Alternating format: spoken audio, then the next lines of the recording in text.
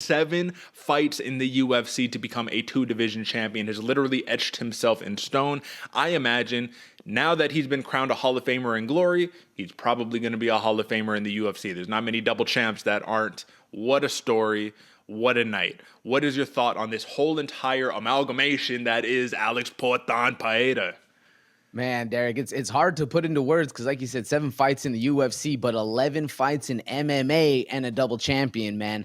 That right there, those are statistics that I don't know if they've been matched anywhere else. I mean, you're going to have to get the analytics on that because there is a wild percentage of people that would love to see or love to be Alex Paeta, but have anywhere near the realm of it being able to grasp that, man. And they're also Hall of Famers, too, which is crazy, the fact that Alex Paeta is able to do what he did in a short period of time.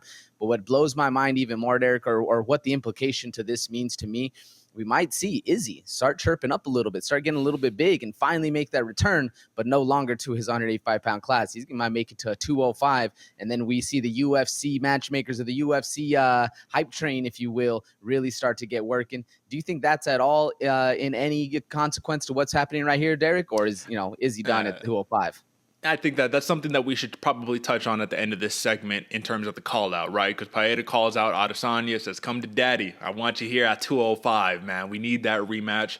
I got a little bit of a take on that, so I'm going to save that one towards the end. But for the time being, let's talk about Alex Paeta and how this man, as a pretty much a pure kickboxer who is just using a little bit of takedown defense, getting back up to his feet, he's causing a lot of problems, and he did that for Yuri Prochazka. I want to start with the leg kicks, man. This is the game plan of Poatan. He starts it, no hip turn, but just a couple smacks to the leg. Take out your mobility, take out your lead foot, and then kind of put you at a disadvantage in a pure striking contest. However, it worked. I mean, until it didn't, man. He got taken down, AJ. He got taken down. He got back up, and he finished the fight in a Johnny Walker-esque fashion, right? Someone shoots in, you drop elbows down on the head, a little bit of ground and pound, and people talk about an early stoppage. I kind of want to touch on that, but just for a moment, man. Just pure technique, pure skill set for Alex Paeta. I mean, is this the top of the food chain? He did it to Yuri Prochazka, the most unorthodox samurai style type fighter that you could have. I just think the fight was a little closer on the feet than people would imagine. What do you think? Oh, very much closer on the feet, Derek. And yeah, and the leg kicks that Paeta was presenting, man, he's a true form of you just need precision and not necessarily power. Like you said, he wasn't turning the hip over. He wasn't really swinging on it and dipping in and really driving that leg in. He was just kicking the right spot to really shut down Prochazka's legs. And that's what Alex has been doing for such a long time, just tapping you, but it's in such a nice spot that it's still doing a ton of damage. And you're right, Derek, the fight was a lot closer on the feet, because don't forget, folks, for about 20 seconds before that big knockout and all that stuff happened, Paeta was hurt. He got clipped a couple times. He's circling back to the fence. Things were going wrong for him. But again, all you need is one. We were talking about that Poatan power. Derek asked if I still think he has it in the 205 class. Sure enough, man, we saw it right there. Yeah, it may have been, in some eyes, a little bit shorter of a stoppage, but you can't deny that power when all it takes is a one left hook and homeboy goes down to the ground. After that, chaos unfolds. But what do you think, Derek? Was that power real, or was that just one of those, another precision moment where Paeta connected perfectly? I think it was more of a precision moment, honestly. The thing that I'm learning from Paeta is, though, he is scary as a kickboxer because he's going to time you, he's going to set you up, he's going to put you in traps. He seems kind of like another light heavyweight in terms of power, pure power. There's nothing that's standing out where it's like, oh my God, when this dude hits you, it's game over. Yuri rushed in like he does, like a madman, got clipped. Like it was kind of like the Mackenzie Dern, Jessica Andrade that we'll talk about. You come sprinting in, throwing crazy shots, chins up in the air. We knew that coming in about Yuri Prochazka, and the inevitable kind of came to fruition. So when it comes down to, these other big monster light heavyweights, Johnny Walker's, Alexander Rakic, now that he's back, those big guys, it just makes me wonder, man. He's going to have to bring the full package, Alex Paeta, to defend that championship. But more, kind of on this fight right here, do you think that Paeta did a great job in dictating, making the fight his fight? Because it did feel like he was on the back foot for a majority of the fight. It felt like Yuri was kind of dictating how this fight was taking place. The only thing that he couldn't do, and I don't know if it was because of a lack of mobility or just good hips by Paeta, he couldn't get the fight to the ground as much as he wanted to. Once he started feeling that power, though, the leg kicks and all that, I think he was like, okay, now we're going to have to wrestle, bro. So what do you think?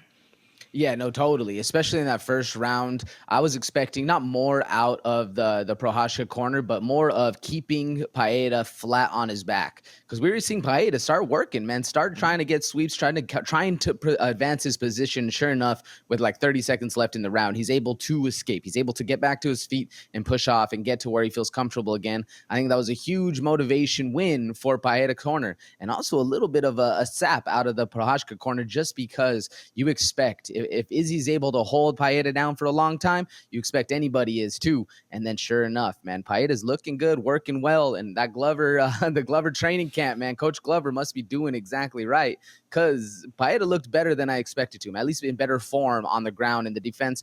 And not saying, Yuri is the end-all, be-all ground specialist, because, yeah, as good as he is on the ground, there's still some improvements that need to be had. But Paeta looked good. What do you think, Derek? And on a scale of 1 to 10, how much did Paeta's ground skill rise?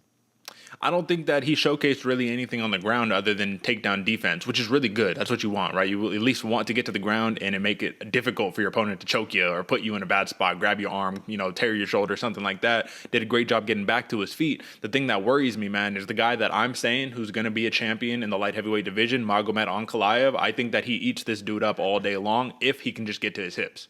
Now, that's a big if. That's the thing here. That window, that entry fee to get to the hips is a massive price. And we're seeing that for everybody at this point. So if he can get it and if he can keep him down, I just think that that's the part that Alex Paeta needs to work on, is the ability to not get there in the first place. But listen, man, how much can you ask for? Again, 7 fights in the UFC. This man is a 2-division champion. I'm curious, though, 36 years old, man. It seems like this journey was almost out of spite, as we had mentioned in the beginning of the show. Out of spite because Adesanya calls him out, calls him a bum in a bar, or whatever the case may be. Does he run this division, AJ? Like, what is the future prediction for Alex Paeta? What does the outcome look like? He did his work at 185. You're at 205. You probably shouldn't be calling out Adesanya, which is the last part that I want to touch base on. But what does he do moving forward in this division? That's a good question, Derek, because longevity-wise, I'm thinking 3 years, 5 years at max. I don't expect Paeta to really sit here and bask in the glory of being the UFC champ. I feel like he has all the glory he needs, or it has claimed in his life. So I'm thinking a couple fights, maybe like you said, call out Izzy, get that fight, beat him again, right off into the sunset. But if that's the case, if Izzy's able to get one or things go on, that's why I'm saying like 3 years is what I expect the longevity of Paeta's career to be. What about you, Derek? You think he's going to maintain for a while, or we're going to see transitions be happening, that belt be changing hands? I think the belt will probably be changing hands, personally. The thing is, Poatan, he's like 36 years old, you know what I mean? So the shelf life on these guys, yeah, you probably got a good another 3, 4, 5 years. Like, I'm not saying as a champion, but just kind of like at the top of that game that you have right there. But more importantly, the thing that worried me is the call-out. So you call out Israel Adesanya after winning the 205-pound belt. Adesanya got manhandled by the guy that you just beat, Jan Blachowicz, for the belt. What are we doing here? It's just like, that's what I'm saying. It's like going back to that one. Do I think that Israel Adesanya will come up to 205 and that's the fight to make? I don't think that makes sense. I think there's a lot of hungry, really challenging fights for him at 205. And then that's the part where Josh Barnett chimes in on Twitter. I don't know if you saw this, but he says, well, Alex Paeta has mainly fought kickboxers throughout his entire span in the UFC.